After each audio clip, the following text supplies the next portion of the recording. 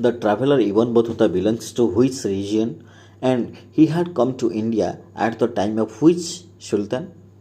The traveler Ibn Battuta belongs to the African region.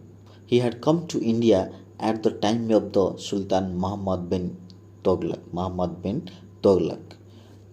Delhi जो सुल्तान मानकर जो शासन चली दिल्ली सुल्तानी शासन Delhi sultanate period from 1206 to 1526 Tughlaq 3 नंबर राजवंश ओके प्रथम दासवंश खिलिज वंश तुगलक वंश सैयद वंश लोधी वंश एपरी भाव में 5 गोटी राजवंश दिल्ली रे शासन करथिला दीर्घ 320 वर्ष धरिकी 1206 रु 1526 पर्यंत ओके तेबे इब्न बतूता सुल्तान मोहम्मद बिन तुगलक समय आसी ओके थैंक यू।